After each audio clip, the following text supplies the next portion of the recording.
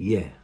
Um, I just come back from a place called Braybrook Street, yeah, in East Acton, uh, and that was where Harry Roberts shot the three police officers. And it brings back up memories. You're going down there and you think, oh, we're back. And then you're looking over to your right and you see the scrubs and all that, the big walls and the gates and the fences and all this sort of thing. You think, wow, man, it's like, this is where it all is, you know. I've been in that place. I've been in that place for so many years of my life, yeah. And you're looking at it, you're going, wow, man, how? How do you live in that place? You know, it's so small, really, comparison to the amount of people in there, and they're living their life. They got a canteen when got a canteen when they go and get all their food. They got a place where they all go all the dinners, the breakfasts, the teas. It's crazy, man, and they're living there for all that time, and it's so tiny. It don't seem possible, yeah, on the outside. I've been on the inside, and it is possible, believe.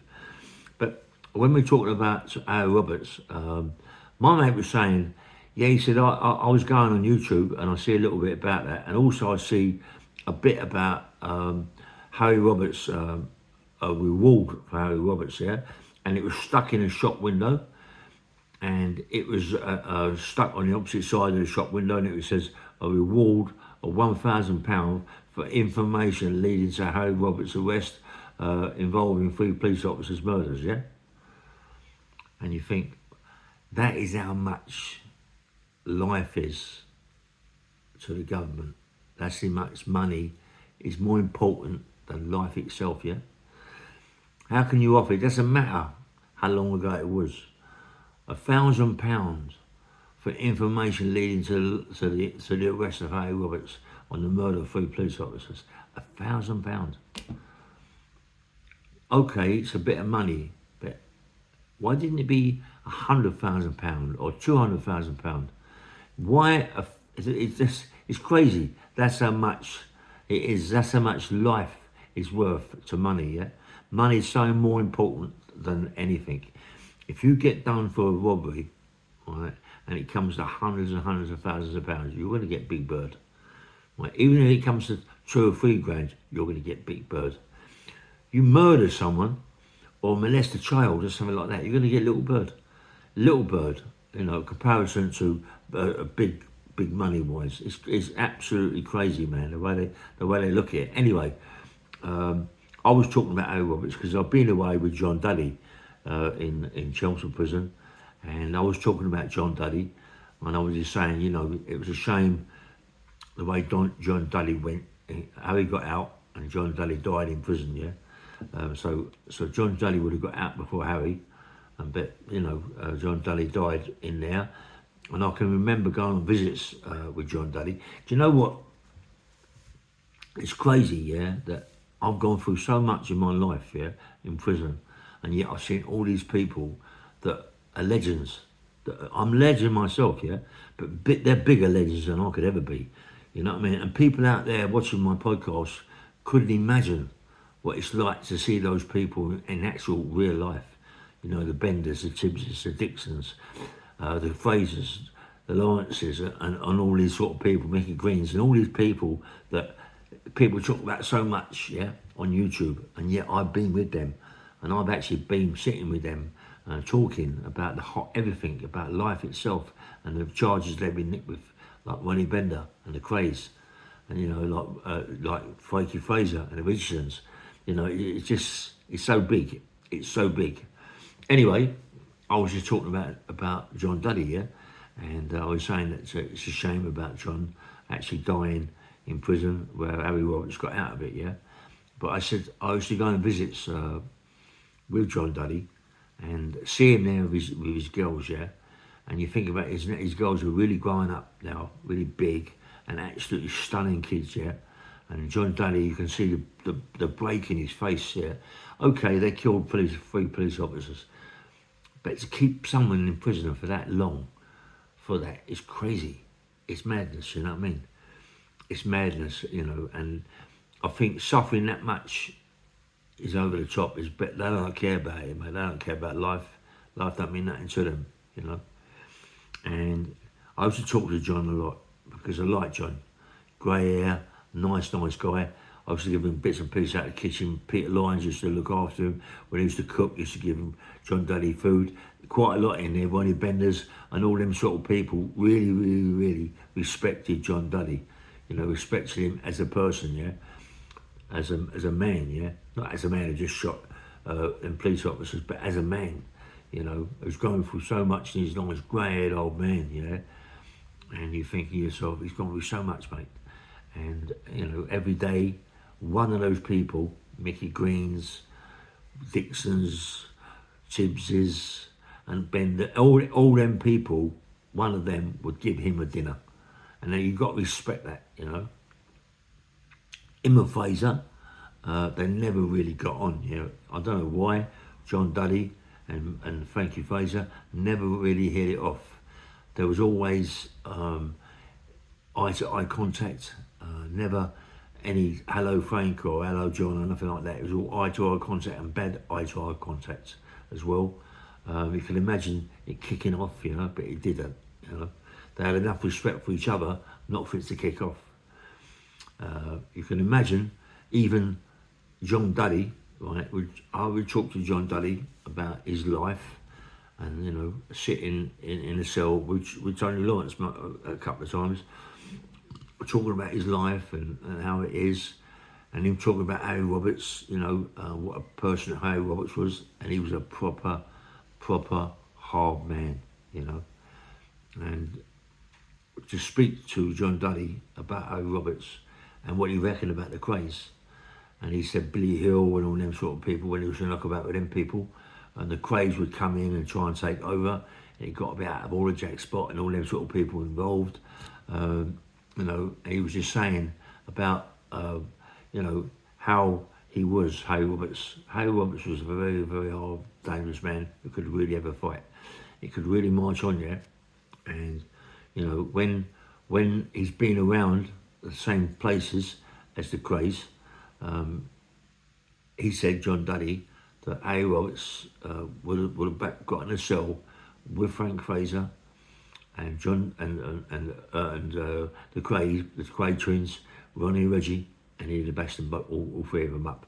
That's how what Harry Roberts was like. He could have a right fight, and he was a right dangerous man in his own rights. Well, he must have been to shoot 3 police officers. You know, there's no fear there whatsoever. You know, knowing that if you get caught, you're going to get the key thrown away. You're going to do blown as a bird. You know, and we was just like, and I was talking in the car about it, and I'm going, yeah, you know, you wouldn't imagine, you can't imagine what happened to those when they got caught. You can imagine, you know, the stick they got from different police officers, different places who used to hold them, you know, and then you hear from John Duddy little bits and pieces. The same as my father-in-law. My father-in-law was talking about where they used to put plastic bags on your head for you to admit to the crimes and all that game, yeah. And John Duddy was saying that when Harry Roberts was in there, they'd done some terrible things to Harry Roberts in the police cells, things like that, putting bags over their head, you know, and nearly killing him. But you know, about after a minute and a half, taking the bag off, yeah. Yeah, it's some of the things, tortures they done to him, you know, for that. I mean, you know, there was all going, it's a shame that the hanging was stopped. So he should have gone under the gallows and things like that, yeah. Maybe he should have done, you know, maybe he should have done, maybe been better, but he's out now, he's on the street, he's got his lead in his life again. But no, mate, all that hanging people for silly offences, not silly offences, but for offences like that, you know, I don't know, you know what I mean? And they've killed so many people, the innocent people, hanging people, you know what I mean? But, you know, but, you know, when I talk about John Duddy, when we were sitting there, we were sitting down that road, down that street, yeah? And of course, my mate Ernie Wise just lived down the road just from there, yeah? So I used to come through that way quite a lot. I never really looked at it as like that, yeah, Braybrook Street. Never looked at it like that, you know what I mean? But when I'm with my pal and we're just sitting outside the common now talking, he went, crikey, this is where A. Roberts shot down 3 police officers. I went, you're joking? He said, yeah, just down there. And we tried to drive down and I looked at it and I thought, wow, you know, what was he doing there in the beginning? You know, was he, I don't know, was he trying to get someone out of prison? Was he going to go over the wall? What was it, you know, or what, guns to do what, you know what I mean? And it makes you think, you know, was they going to get over that wall and get someone out, you know? Or was they going to take a prisoner? I don't know what it is, you know, but they was tooled up for whatever they was tooled up for, yeah? And you think it's all crikey. And then you're sitting there, and just there where you're sitting is exactly where it happened. And you think, mate, that's madness. Madness, isn't it? You know what I mean? You know, and for me, to actually be in prison with them people, I don't know, it's just madness, man. It's like crazy. It's I can talk to it. I can talk to you about Googling it and all this crap and reading it in a book. It's up here, mate. It's all up there, what I've seen and what I've heard, yeah? And Ronnie Bender, you know, when Ronnie Bender talks about the craze, you know, and John Duddy was sitting there, and that's where it came out about A. Roberts and the craze with Fraser. You know, Fraser wasn't there. They were just talking. You know, as I said, John Dudley didn't get on with Fraser at all. It was more likely because of that, maybe because of what's been said about A. Roberts and the craze. But Billy Hill, he was saying, John Duddy, that Billy Hill, they was and a few other people were going to top the craze. They were going to top the craze without the craze firm being involved. They was going to top them, you know, because it got to a stage where everybody around them sort of areas was hearing what they was doing with kids. You know, so they was very, very close to being top, but it never happened. You know, it's like everything, isn't it? People say this and say that, and then things never happen. It only happens when it actually, you go to do it. That's when it happens, you know what I mean? And, you know, and I was talking about Harry Roberts. He didn't go there. He didn't go there to shoot them 3 police officers. Whatever he went there for, it didn't happen. It just happened when they killed them 3 police officers. So what was the reason he went there for? So you can only think of one thing. Was he going to go over the wall? Was he there to take a van away? If a van come down with someone in the van when it was going somewhere else, you know, on transit, you don't know, yeah. But you know, just it's so nice, honestly. I mean, I know you all looking at me now. We're doing this, this little video. You're looking at me and thinking, well, so what? So what? Listen, let me tell you something, mate. It's a feeling you couldn't imagine what it's like to be there, talking to those people, or talking to that person that shot those 3 police officers, and you're sitting there listening to everything they say about it, you know, and you're thinking, wow, man, you know, I'm actually here. I'm actually talking to the guys that shot them 3 police officers, you know, and the same as Ronnie Bender. You know, you're talking to Ronnie Bender, and he was there, you know, when them police, when Jack, what's his name, was stabbed to death, Jack the or whatever his name is, you know, when he was stabbed to death. You know what I mean? It's like, it's madness, you know, that he was there, and you read about these things, you hear about these things, and you think, what? And he's there, sitting there talking to you, and it's a legend. And it's a big legend, mate, sitting there. It's the same with Fraser. Fraser, when you talk to Fraser, you know, that man's a legend, Fraser. Fraser's a legend about prison, about what he's done whilst he's been in prison. Not out on the street. Well, I can't say that really, because that's a bit out, because he's with Billy Hill, Jack Spot, the Richardsons, the Craze. He's been about Fraser.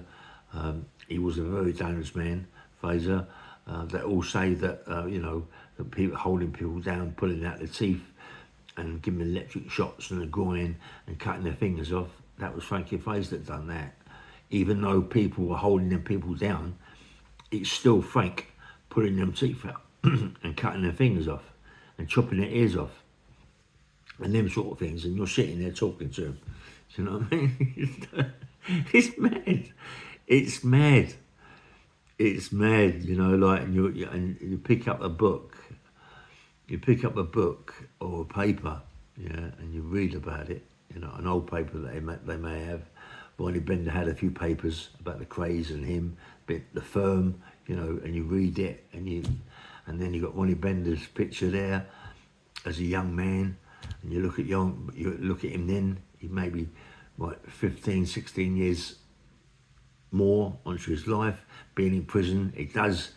The only thing about prison, if you let it, it can cocoon you. So, you know, if you go in at 26, you come out at 27.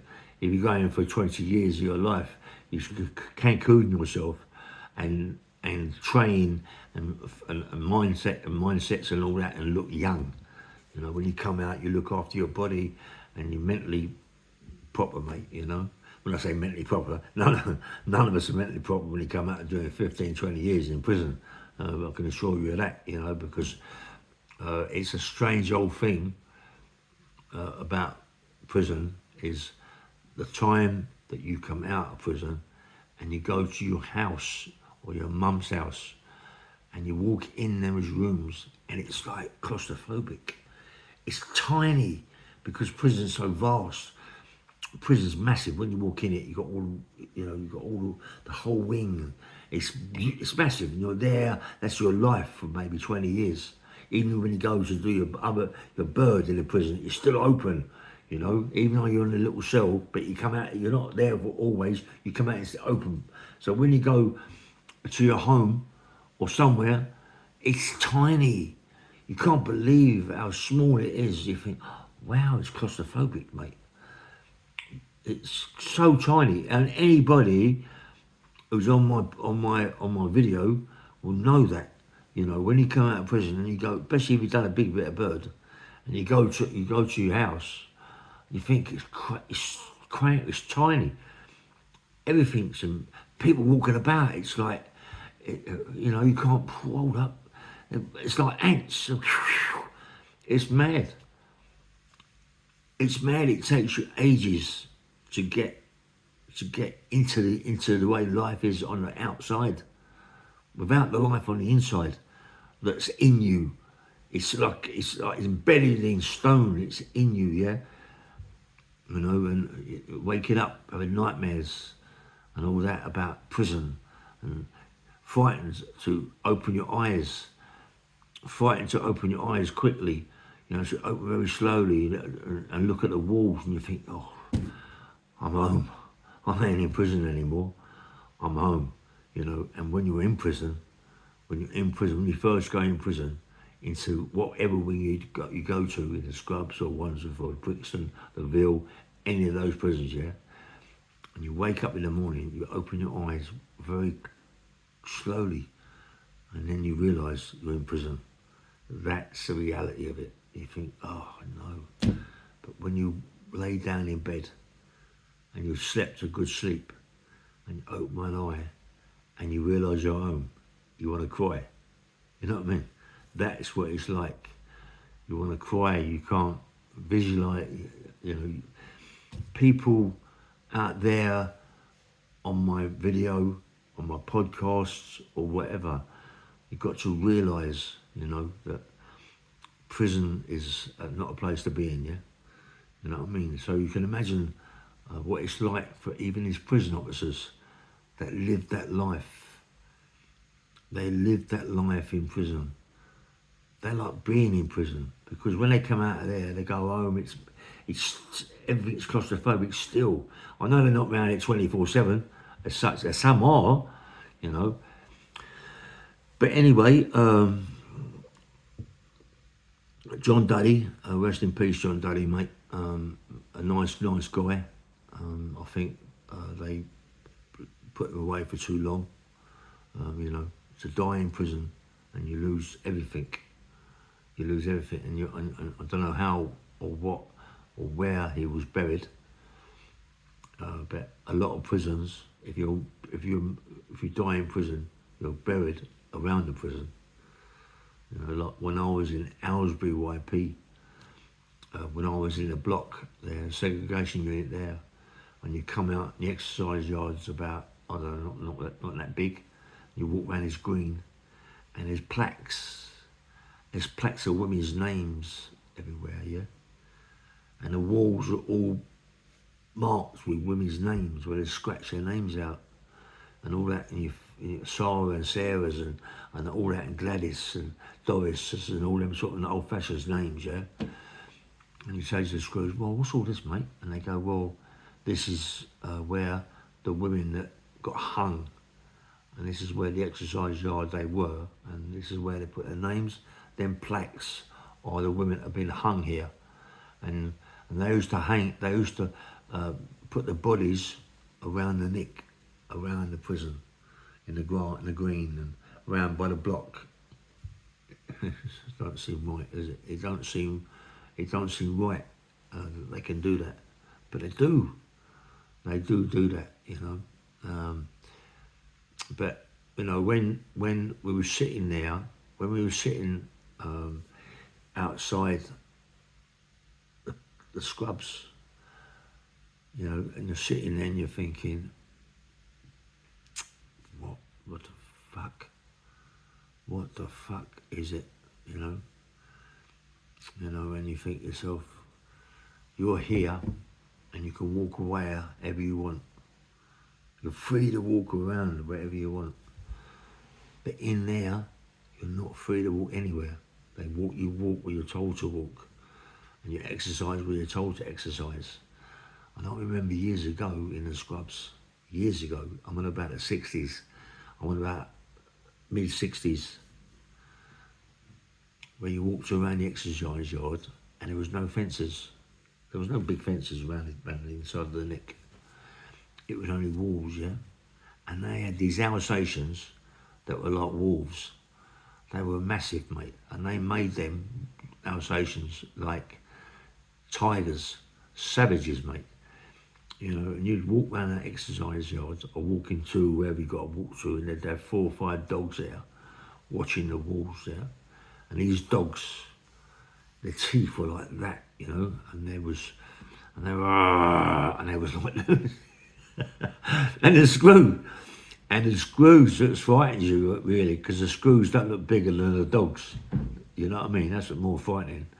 You look at the screws and you think, wow, the fucking dog's bigger than the screw. And if that dog goes, you're in trouble, you know?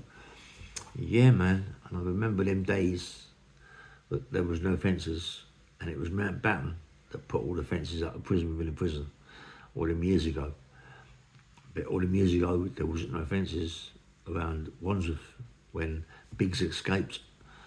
And my uncle, Ronnie Brown, was one of the men that pulled him up from the wall on top of the wagon, and he got away, yeah?